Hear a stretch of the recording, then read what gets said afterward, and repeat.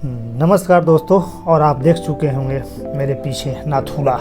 मैं आ चुका हूँ हिमालय की गोद में, भारत और चाइना के बॉर्डर पर नाथुला दारा जो कि गंगटोक से लगभग 52 किलोमीटर की दूरी पर है और समुद्र तल से नाथुला की ऊंचाई लगभग 14,000 फीट ऊपर है।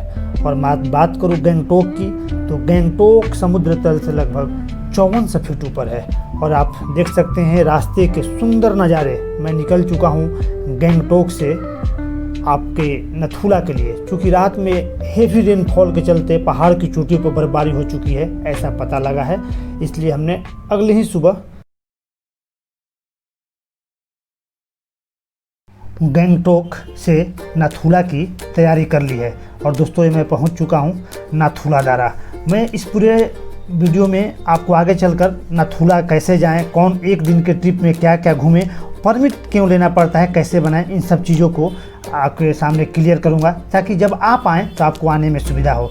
दोस्तों, ये नाथुला दारा का आप सीन देख सकते हैं, जो कि भारत और चाइना के बॉर्डर इलाका है। यहाँ पर 0 पॉइंट है। आप ऊपर मैं चलूँगा अभी आपको 0 पॉइंट दिखाने के लिए। भारत और चाइना का बॉर्डर आप देखेंगे, बल्कि भारत और चाइना दोनों के दीवारें आपस में, जो दारा का गेट है वहाँ से टकराती हैं, सामने सामने हैं। और सामने आप देख सकते हैं, देखेंगे आगे रेलवे फेसिंग आप देखेंगे कि वहाँ पर फेसिंग भी है, आप स्पष्ट अपनी आंखों से देखेंगे। दोस्तों, ये हम चलते हैं 0 माइल की तरफ। जैसे आप ऊपर बढ़ेंगे तो आप 0 माइल की तरफ में 0 पॉइंट की तरफ चलेंगे, सॉरी। और दोस्तों, मैं बताते चलूँ कि जब भी आप नाथुला आएँ तो अपने साथ ऑक्सीजन का सिलेंडर ज़रूर लें, क्योंकि अगर आपके साथ बच्चे और बुजुर्ग हो तब तो नितांत आवश्यक है, लेकिन फिर भी अगर आप भी आते हैं तो यहाँ पर सांस लेने की प्रॉब्लम हो सकती है। और ये भारतीय फौज इतने माइनस के टेम्परेचर में हमारे सहूलियत के लिए ब्रेड, पकौड़े, समोसे, जलेबी, चाय, इन सब चीज़ों का हमारे लिए व्यवस्था की हुई है, और वो काफ़ी सस्ते रेट पर। दोस्तों, ये लोग फौज से सामान खरीदते हुए खाने के लिए, और फौज हमारी सेवा में। और ये ऊपर की तरफ थोड़ा हम चलते हैं, और चलने के बाद यहाँ से नीचे का नज़ारे देखें। चूँकि यहाँ पर वीडियोग्राफी प्रोहिबिटेड एरिया है, अतः मैं इन फौजी भाइयों का नाम था कि यहाँ पर वीडियो न ले। और ये देखें आप, ये फेंसिंग, ये चाइना और भारत का बॉर्डर है। इस बॉर्डर से आप आकर देशभक्ति का आनंद ले सकते हैं। और ये चारों तरफ फॉग भी आ चुका है। दोस्तों, मैं अब बॉर्डर से वापस आ रहा हूँ। ये आप झंडे आप देख रहे होंगे, आपके दिल में ज़रूर होगा कि झंडे क्या हैं। मैं बताते चलूँ, हमारे ड्राइवर साहब ने बताया है कि ये बौद्ध धर्म से लोग जब कोई गुजर जाते हैं, एक्सपायर कर जाते हैं, तो उनके परिवार वालों, उनकी याद में, धर्म से कोई जुड़ा मामला है, उनके लिए ये फ्लैग रास्ते पे लगाए जाते हैं। और ये काफ़ी सुंदर रास्ते, अब जब इस रास्ते से गुजरेंगे तो ऐसा लगेगा कहीं कहीं आसमान और चोटी आपस में मिल रहे हैं। तो दोस्तों, मैं बताते चलूं कि अब मैं यहाँ से निकल रहा हूँ बाबा हरभजन मंदिर।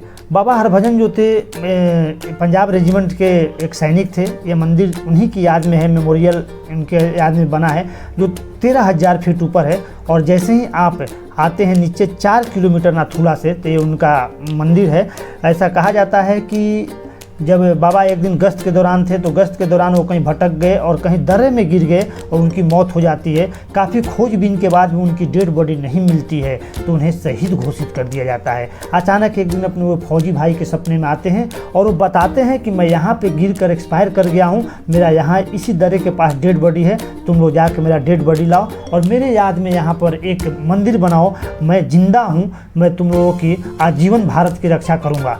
इस प्रकार वहाँ पर बाबा हरभजन का मंदिर बना है, और मंदिर काफ़ी स्वच्छ और नीट क्लीन है। चलकर अभी हम लोग देखेंगे।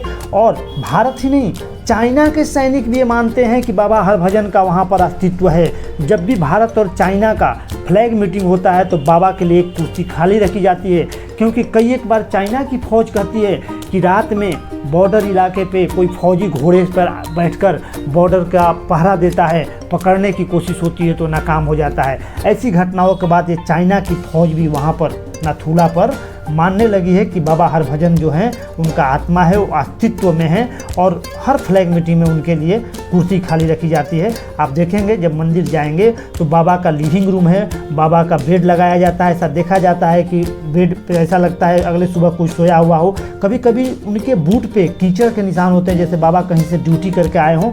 और इस प्रकार बाबा हरभजन अपनी हमेशा हम बताते हैं कि मैं ज़िंदा हूँ।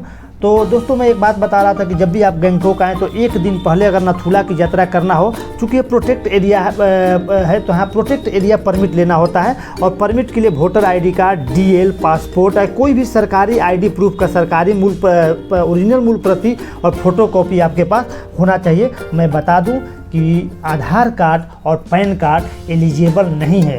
कोई भी बॉर्डर इलाका में आप जाते हैं, अगर नेपाल वगैरह की भी ट्रिप करनी हो तो आपके पास आधार कार्ड या पासपोर्ट, आधार कार्ड तो नहीं होनी चाहिए, आधार कार्ड की वैल्यू नहीं है, पासपोर्ट या वोटर आईडी कार्ड जरूर होनी चाहिए, नहीं तो आपको दिक्कत हो सकती है, आपकी एंट्री नहीं होगी। दोस्तों ये काफ़ी अच्छे नज़ारे, आपको पूरे रास्ते फौजियों की गाड़ियाँ और फौजियों के बस्ती यानी कि फ़ौज के कैंट और फौज के इलाके रहने वाले आपको दिखाई पड़ेंगे। आपको लगेगा कि मैं भारत के बॉर्डर पे हूँ और आपका दिल देशभक्ति से ओतप्रोत हो जाएगा।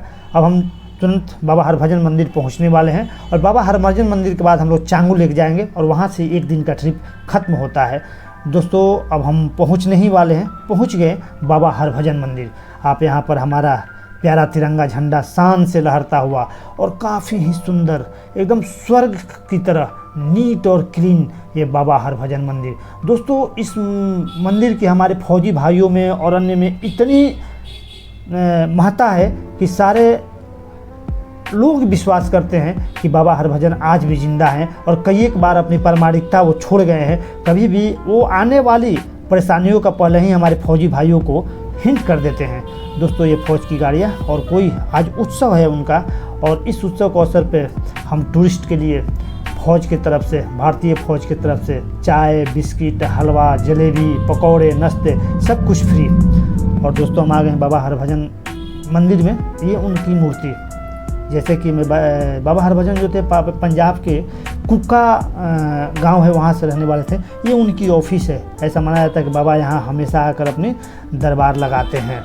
इस प्रकार दोस्तों ये इस यात्रा को ख़त्म करने ही वाले हम हैं और ये उनका बाबा का लिविंग रूम। ये सामने देख सकते हैं ये गाड़ी, इसी गाड़ी ऐसी 4 व्हीलर से बाबा की वर्दी छुट्टी भी जाती है अन्य फौजियों की तरह।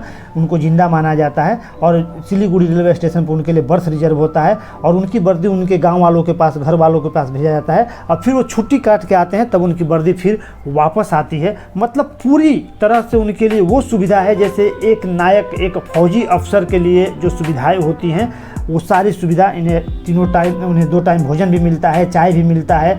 और मैंने पीछे बताया कि कई एक बार फौजियों को ऐसा देखा जाता है कि बाबा का बेड ऐसे लगता है जैसे कोई सो कर उठा हो, कभी कल बूट में कीचड़ लगा रहता है जैसे वो ड्यूटी करके आए हों। आप यहाँ आएंगे तो आपको अनायास ही यहाँ पर एक आस्था आपको लगेगा, कोई शक्ति यहाँ पर है। और दोस्तों हम आ गए हैं चांगू लेक, जिसे हम भूटिया भाषा में यहाँ के लोकल लोग तुस्मोगो झील भी बोलते हैं।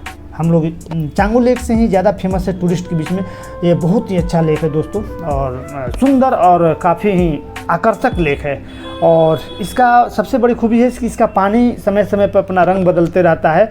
और बौद्ध धर्म में तो इसका काफ़ी महत्ता है, काफ़ी बौद्ध धर्म को लोगों के लिए काफ़ी पवित्र ये झील है।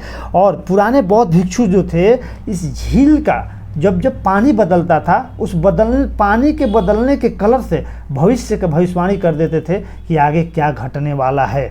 दोस्तों ये काफ़ी सुंदर लेक। तो इस प्रकार आप जब भी गंगटोक आएँ तो नाथुला दारा, बाबा हरभजन मंदिर और चांगू लेक, ये तीनों एक दिन का ट्रिप है।